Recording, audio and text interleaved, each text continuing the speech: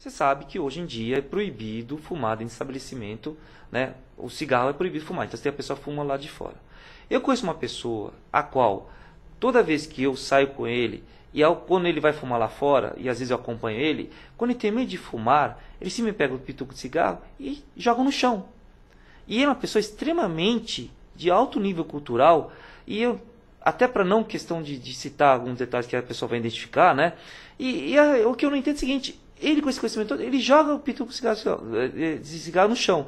Isso vai fazendo a pessoa tem que varrer, a pessoa tem que limpar. E automaticamente o que acontece?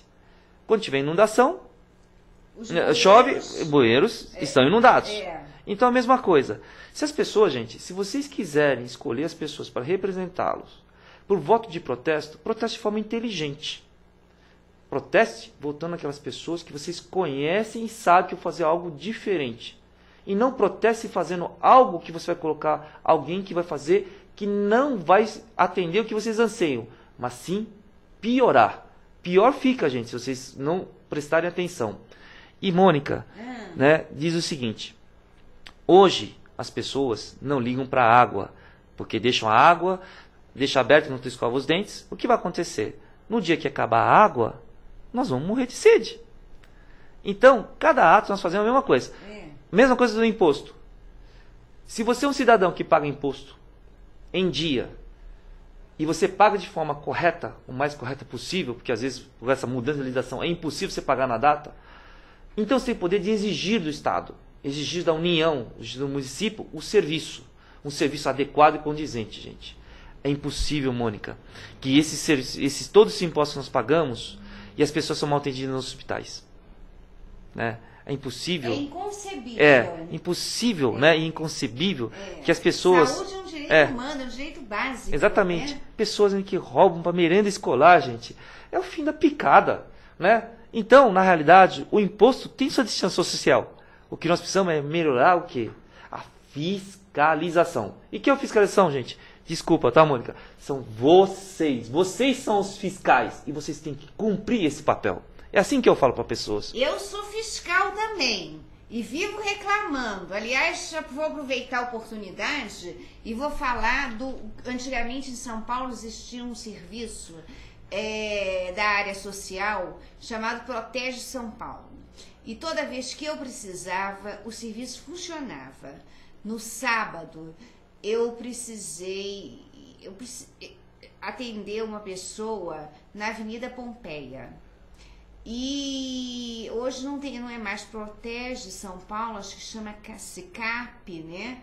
E ninguém sabia a hora em que o CAP poderia estar presente ao local, porque só tinham 2 unidades para todo o município de São Paulo e ainda tinham que almoçar.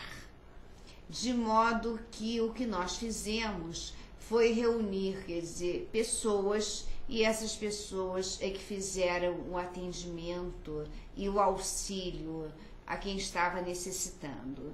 Entretanto, todo mundo lembrou que paga imposto, e que precisaria de um auxílio, não só como ser humanos de boa vontade, mas um auxílio profissionalizado. Né? De modo que fica aqui um apelo, né, à Secretaria de Ação Social de São Paulo, de que os moradores de rua são gente e às vezes a sociedade não quer vê-los em estado de degradação sem socorro.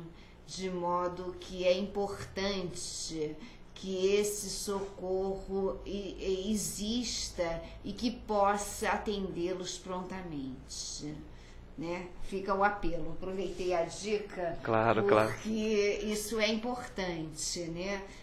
A sociedade participa, né? Como eu digo, eu acho que tem muita gente boa no mundo, né? Mas o governo também tem que fazer a sua parte. A gente não pode continuar reclamando, Mônica. Eu acho que é o seguinte, toda uma atividade no mundo é atitude, é ação, né? Então você fala o seguinte, você pode fazer uma ação muito simples. Você sabe o que eu fiz outro dia? Eu fui participar de uma festa em homenagem às mães num determinado local, né, em São Paulo, na Zona Leste.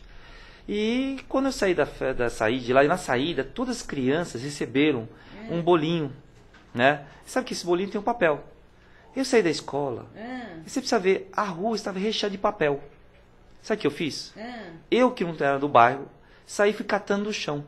Quando eu encontrei o primeiro lixo, eu joguei. A pessoa se estranhou. Eu falei, exatamente isso, gente. Você não pode ficar olhando papel no chão e simplesmente aplaudir, não fazer nada, e depois você vai dizer que a rua está suja. Você viu as crianças? Fala, criança, não jogue na rua. Né? Não jogue na rua. Ou então, mamãe, pega o papel. Né? Então, as mães, né, deixaram de educar seus filhos que não podia jogar papel no chão.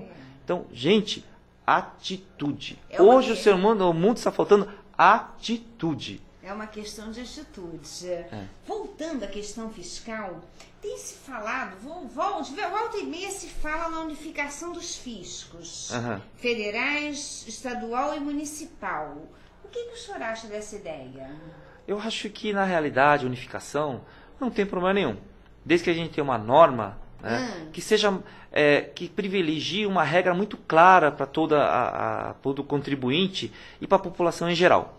Né? É claro que tem coisas que a pessoa não consegue olhar até aquele nível, né? Porque o que acontece, Mônica, assim, da unificação é o seguinte. No caso, houve agora a Super Receita, né? Que antigamente era a Secretaria da Receita Federal e o Ministério da Previdência. Hoje nós temos a Super Receita, que é a Receita Federal do Brasil. Nesse caso, a Receita Federal do Brasil, ela também unificaram, houve a união das duas instâncias, né, administrativas, e dessa unificação, os auditores fiscais também passaram a ser um só. Isso maravilhoso. Só que enquanto a gente não há uma reforma tributária, uma planificação, né, uma regulamento de ICMS para todo o Brasil, então automaticamente isso não vai funcionar. Por quê? Porque, veja, existe dentro da parte da competência da União, do Estado, do município, previsto lá no artigo 150, 156, define as competências de cada esfera administrativa. No caso, o ICMS é competência do Estado de São Paulo, né? ITCMD, Imposto de Transmissão, Casa-Mortes, Doações, é também competência do Estado de São Paulo. No caso, ISS, IPTU é competência do município, de cada município.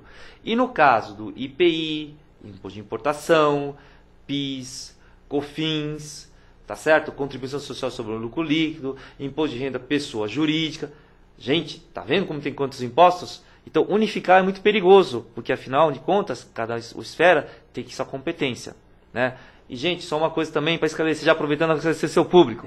No caso, o deputado federal é a pessoa competente para legislar sobre os impostos federais, né? Basicamente, o que nós conhecemos, assim, público em geral? Imposto de renda pessoa jurídica, contribuição social sobre o lucro líquido, PIS, COFINS, IPI, ITR, né? Imposto de importação, imposto de exportação.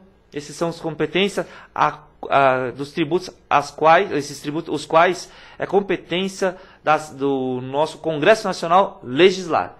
No caso do Estado de São Paulo, a Assembleia Legislativa, qual a competência dela? Ela vai trabalhar em cima do quê? Do imposto ICMS, do IPVA e também do IPVA, ICMS e do IPVA. No caso do município, é imposto sobre serviços. E no caso do IPTU, né, que é Imposto sobre Propriedade Territorial Urbana. Gente, então, cada esfera, vereador tem uma responsabilidade, impostos municipais. Deputados estaduais, tributos, no caso, né, porque tem tributos, no caso, estaduais. E no caso do Congresso Nacional, tributos federais. Então, cada um com sua competência. Com sua competência. E os senadores? Senadores cuidam, no caso, basicamente, também de tributos federais, né? Na realidade, nessa eleição também, gente, muito cuidado. No Brasil inteiro nós temos 81 senadores. Cada senador vai ficar 8 anos. Então, quem você escolher vai ficar 8 anos no poder.